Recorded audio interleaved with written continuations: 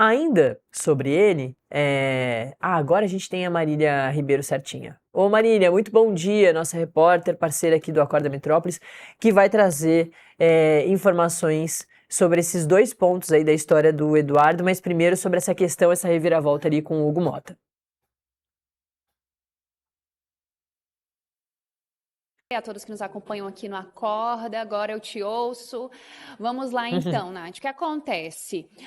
Nós tivemos aí no último dia 16, o líder do PL, Sóstenes Cavalcante, fez a indicação do deputado federal Eduardo Bolsonaro para que ele possa assumir a liderança da minoria na Câmara dos Deputados, cargo que estava pertencente aí à deputada federal Caroline de Toni. Ela acabou abrindo mão da liderança e indo para a vice-liderança. Isso no dia 16. De acordo com os sócios, tudo foi acordado com o presidente da Câmara dos Deputados, Hugo Motta.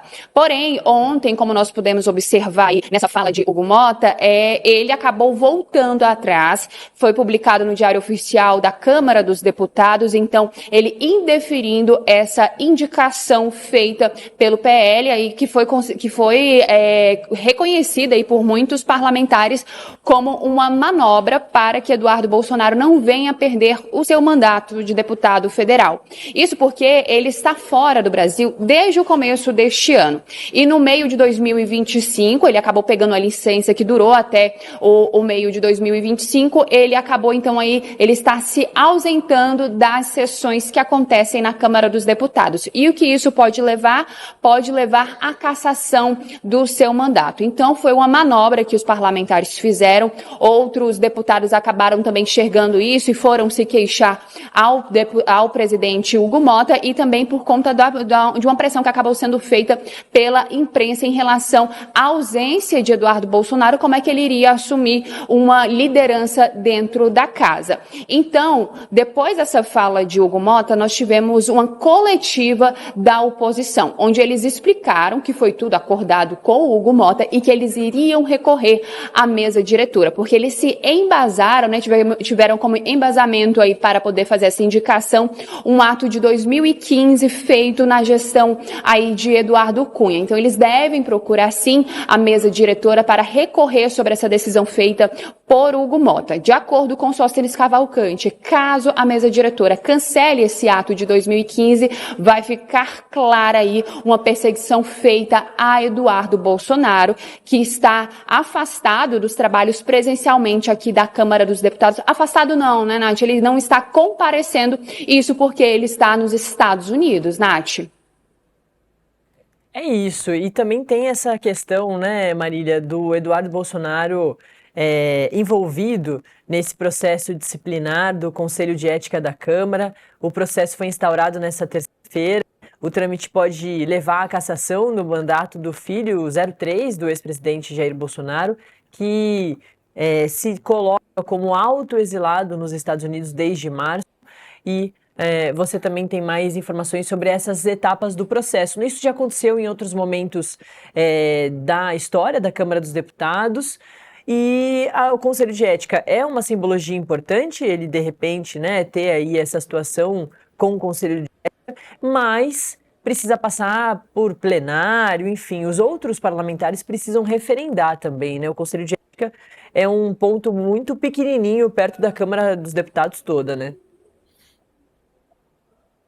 Nath, ainda tem um longo caminho a ser percorrido, mas que essa instauração desse processo lá no Conselho de Ética é o primeiro passo para que ele venha acontecer. Lembrando que esse processo ele foi aberto pelo PT, partido do presidente Lula, onde eles alegam que Eduardo Bolsonaro está trabalhando contra o Brasil lá nos Estados Unidos. A gente lembra em relação à taxação que foi anunciada por Donald Trump em julho deste ano, começou a valer já a partir de agosto e o governo tentou aí trabalhar com negociações para poder derrubar essa taxação, mas em seguida dessa taxação de 50% aos produtos brasileiros, nós tivemos sanções a autoridades brasileiras, como o ministro Alexandre de Moraes, a sua esposa recentemente. Então, isso levou o PT, o Partido dos Trabalhadores, entrar então com esse pedido de cassação do mandato de Eduardo Bolsonaro. Então, ontem nós tivemos essa abertura abertura de processo e até essa sexta-feira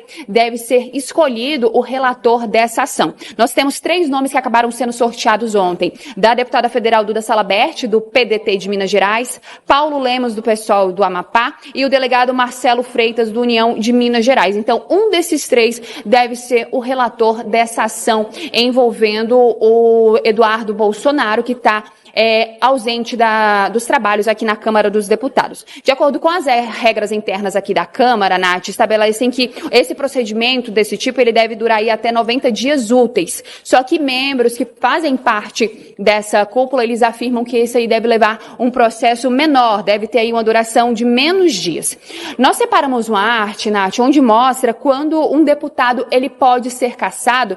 Acho que a Lauren vai pedir para os meninos colocarem aí pra gente, para que quem está em casa também possa acompanhar e entender. Então, um congressista, um parlamentar, ele não pode manter contrato com empresa do poder público, exercer cargo remunerado em empresas públicas, autarquias ou sociedades de economia mista. Ele também não pode agir de forma incompatível com o decoro parlamentar, se ausentar sem justificativa em mais de 1/3 das sessões, ser condenado em ação por improbidade administrativa ou por crime que acarrete suspensão dos direitos políticos.